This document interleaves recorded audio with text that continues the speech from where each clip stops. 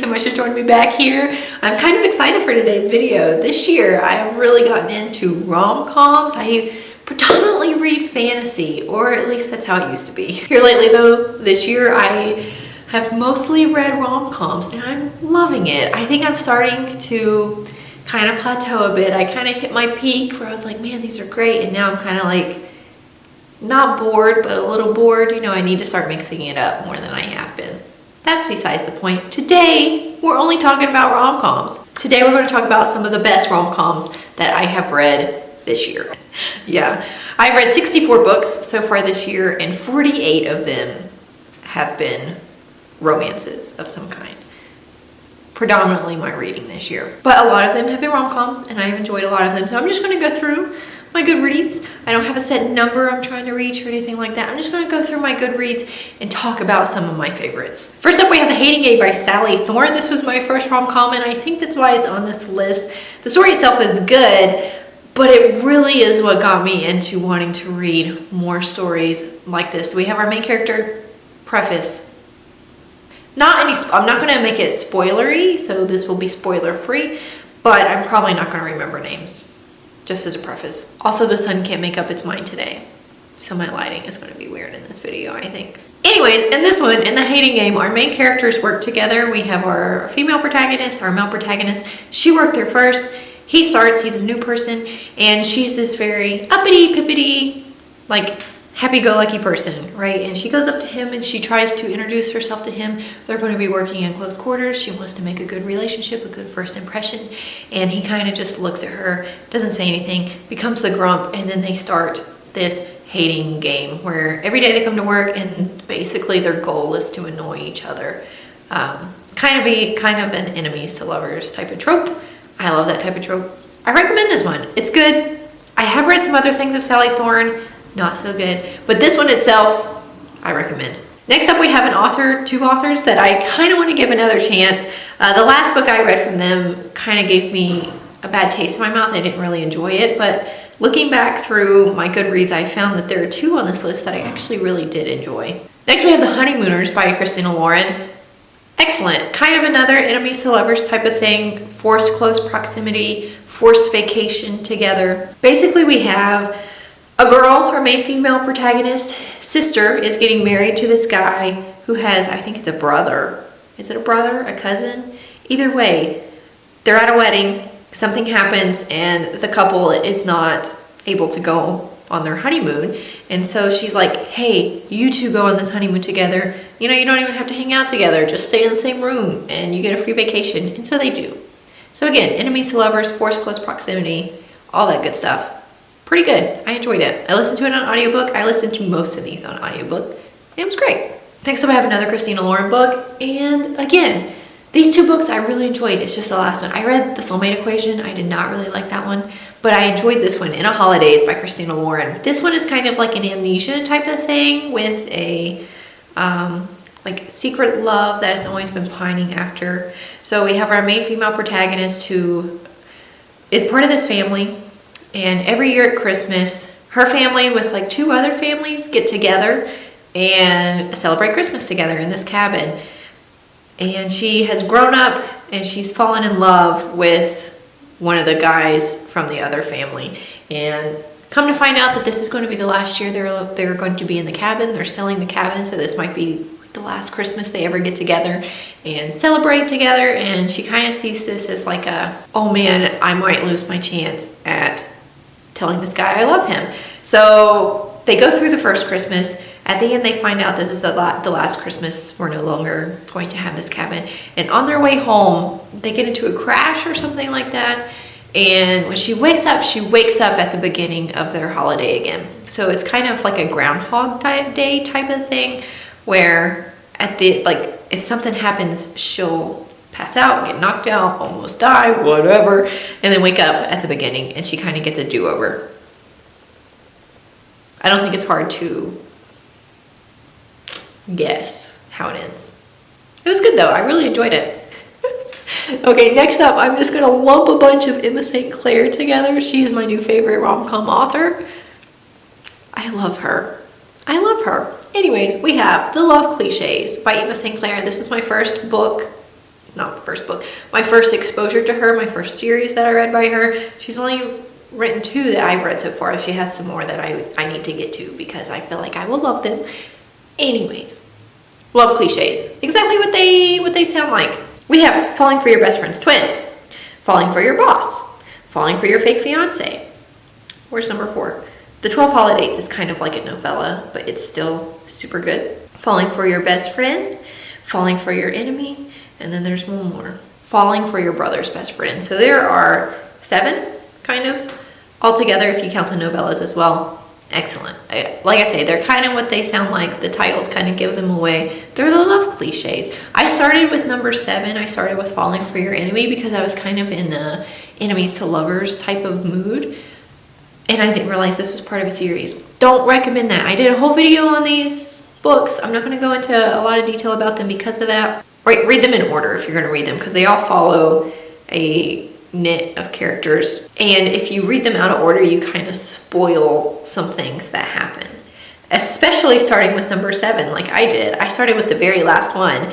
And the epilogue of that one is kind of like a wrap up like 30 years like down the line in the future. So I kind of was getting a lot of information about these characters that I didn't know yet because I hadn't read the other books. So read them in order. Long way to say read them in order. Excellent. Love it. Emma St. Clair's writing style is very over the top, dramatic. Some of her plot points are over the top and dramatic as well.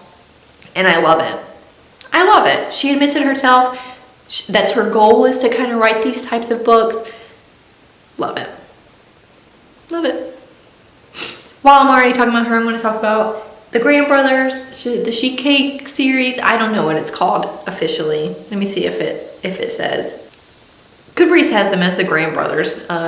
She has taken some characters that were in the original Love Cliches and kind of made a spin-off series about 3 brothers. She's only written 2 so far.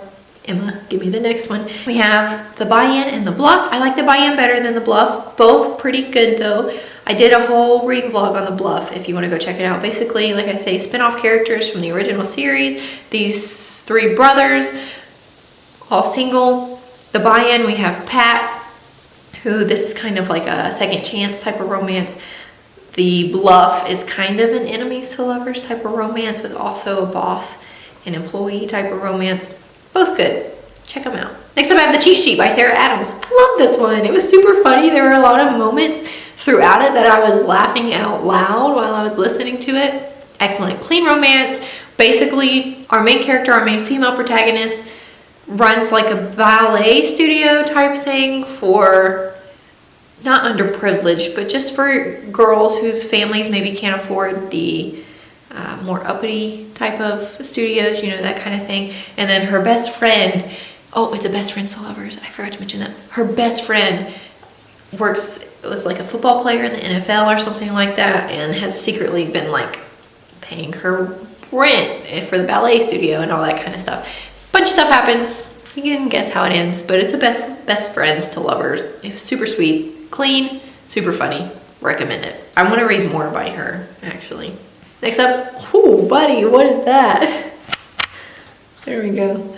Next up, I have another series that I'm going to kind of lump together. I haven't finished this series yet, so don't spoil it for me. I've only read the first 4. I just finished the 4th one yesterday, I think. I have the Bromance Book Club by Lisa K. Adams. We have the Bromance Book Club, Undercover Bromance, Crazy Stupid Bromance. Oh, I haven't put it on here yet. What was the one Isn't It Romantic? That's the one I just read. So I've read the first 4. There are some other ones in there as well. I'm just going to talk about the first 4 because that's what I've read. Super funny. I love it when we get multiple point of views, and especially when we get the male perspective. I like knowing the male's perspective when I read a romance book. It's one of my favorite things. Midnight Sun was like perfect to me, because we got Edward's perspective. That's besides the point. In these, we mostly follow the male perspectives. This whole series is about a group of guys who get together and have a book club where they read romance books together. They call them the manuals.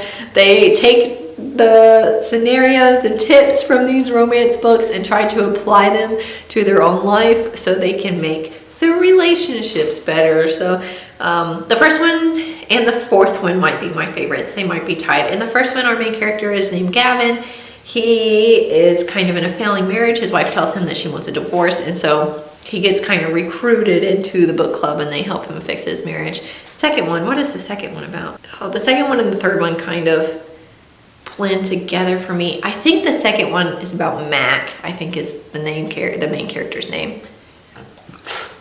Excuse me. It's about Mac, and he owns, I think, a bunch of nightclubs, and his female protagonist, I think, is named Liv. And she works for this really prestigious. She works for a really richy type restaurant and gets fired because she confronts her boss about assaulting women. And so she and Mac kind of go on this adventure, this crusade to take this man down. Pretty good. Third one, Noah, I think is his name, and Alexis maybe. Best friends to lovers. Kind of that deal, they've always been best friends, and everyone knows that they're in love with each other, but they don't know that they're in love with each other. They don't want to admit it, you know. A bunch of stuff happens in her past that comes to the present. He helps her through that. This one deals with grief and loss of a parent. As someone who has lost a parent, my father died when I was in high school, I felt that Lisa K. Adams' representation of how they kind of process their grief and feel about it was applicable for me. I felt represented in this book. And it's kind of the first time that I've ever felt like a book had characters show their grief in the same way that I do. So I like that about this one. Fourth one I just finished yesterday. Loved it. It's about Vlad, who is a Russian hockey player, and he shows up in the first 3 books. He's hilarious to me. He's probably one of my favorite characters in the whole series. We finally get a book about him. He is married to this woman, Alana, I think is how you say her name. And in the first 3 books, he always mentions her, but she never shows up. She's never like in a scene. He just kind of mentions her. Come to find out, they're married. It was kind of a visa. They don't have their green cards. It was kind of like a visa type wedding. They married so she could come to America with him. They're, like I say, they're originally from Russia, but they don't have an actual marriage. And now she wants a divorce, and he admits it to the book club. Kind of like the first one. They kind of help them get through it. Excellent. I love Vlad. I especially enjoy, he's got like a gluten allergy, so he's constantly rushing to the bathroom. As someone with a lactose allergy, I felt represented in this one too. That's all I'm going to say about it. Next up, we have You Deserve Each Other by Sarah Hochul. I love this one as well. This one is kind of a second chance type thing too, but they never broke up in the first place. Our main characters, again, I don't remember their names, but they are engaged and about to get married, but as their engagement time has expanded, their love for each other has kind of waned. And they're both doing things to kind of aggravate the other person. Our main female protagonist is doing things to try to make our male protagonist break up with her. So she's doing things that she knows he hates, trying to get him to be the one to break everything off. She hates his mother-in-law. There's an overbearing mother-in-law in this one. He kind of takes control and is like, hey, I want to fix this relationship. And their whole story is just funny to me. I enjoyed this one a lot, actually. I actually read this one physically. I didn't read this one as an audiobook, which I think makes a difference. Next up, I have one that is wild. I've talked about it before here on my channel at length, so I'll try not to go as lengthy this time, but I'm still gonna have to explain it a little bit. We have Dial A for Aunties. Hilarious. I listened to this one as an audiobook as well. Basically, our main female protagonist, I don't know if they're from Taiwan maybe, somewhere, I don't know, somewhere in Asia, I don't know. They're not from America. Her family is not. She is fluent in English. She was born in America, but her mom and her aunts, her aunties, are not. So they kind of speak broken English. She kind of acts as this buffer, this barrier between her aunts, her family, her mom, and the rest of America. They collectively do like weddings. So she's the photographer. Her aunt makes wedding cakes. Her mom does flowers. Her other aunt is like a performer, singer type person.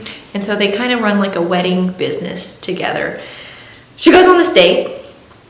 Her mom has set her up on a date through a dating app and kind of alluded to the fact that she would be interested in some eggplant emojis and water emojis and that kind of stuff. And so when she actually goes on this date, she didn't know that her mom had been talking about stuff like that. And so the guy comes on to her and she aggressively like tases him while he's driving. They crash. She thinks he's dead. So she puts him in the trunk of her car and goes home, and her mom and her aunties help put him in a freezer. This is like a day before a wedding, by the way, at a really nice resort that her ex helps run, like co-owns type of thing. So they have a wedding the next day. She runs into her ex, and the whole story is revolved around her mom, and her aunties trying to keep this dead body hidden. It's hilarious. It's hilarious. Definitely recommend it if you're wanting a romance that will make you laugh. All right, I want to talk about one more that is a recent read for me. I want to talk about Meet Me in the Margins by Melissa Ferguson. Ferguson? I struggle with that last name for some reason. I'm sorry. Anyways, Meet Me in the Margins. This one is kind of a lot like To Serve with Love, if you've read that, from Laura Lane. I said that in my wrap-up last month. But basically, we have a girl who works for a publishing company who gets a new boss. And so we kind of have a boss, employee, kind of enemies type thing. She doesn't really like him because he's kind of trying to change everything and be dominating and harsh. At the same time, she works for a publishing company that really does more informative type of stuff. The client that she works with, the author that she works with closely, writes books about how to care for your lawn and your plants and all that kind of stuff. So those are the kind of books that her publishing company publishes. She, on the other hand, is writing a romance book, which is kind of like a no-no in the company that she works for. And she's been leaving it in a secret room at her workplace. She goes in one day to find that someone has written and edited her manuscript. And so it's kind of a back and forth. She writes her story, she leaves it in the room, her editor will write on it and edit it and all that kind of stuff and leave it in there for her. She'll go back and make all the changes. It's kind of just a back and forth where they're communicating through writing on her manuscript, but they don't know who each other is. They never see each other face to face. And at the end, lo and behold, they meet, blah, blah, blah, blah, blah. I loved it. I'm getting ready. I think I mentioned this in my wrap-up video where I talked about this book. I'm getting ready to start a publishing degree. I'm nervous about it. It starts this month, like 2 weeks, but I definitely think that contributed to my enjoyment of this book. Our main character does what I want to do. I want her job. That's what I want to do. So I enjoyed a little bit more of an insight into her daily life, what her career actually looks like. Of course, it's fictional. It's not going to be exact, but that definitely contributed to my enjoyment of this. The characters themselves are fine. As someone who wants to publish, who wants to go into publishing, this was right up my alley. So there we go. Like I say, I read a ton of romance books this year so far, but here's just a few of them that I loved, that stuck with me a little bit more maybe than some of the other ones that I would recommend. I would recommend all of these on this list. If you like rom-coms, if you like romances, I recommend them. Go check them out, especially Emma St. Clair. Guys, I'm telling you, she's excellent. She's funny. She's my fave. Anyways, thank you guys so much for watching this video. If you liked it, be sure to subscribe down below and leave a comment. Let me know down below if you've read any of these, what your thoughts were. Let me know down below if there are any rom-coms that I need to get to that blew you away, that you think, Aramis, you need to read. I know The Bodyguard, and I'm going to read it. I promise. It's on my script. It's saved. I'm trying to get through some audiobooks that came through on Libby before I get to those. Or before I get to that one. But The Bodyguard is on my list. That one's next, after I finish my library holds. Anyways, you guys are awesome. I'm so thankful for you. And we'll be back here next time, guys. See ya.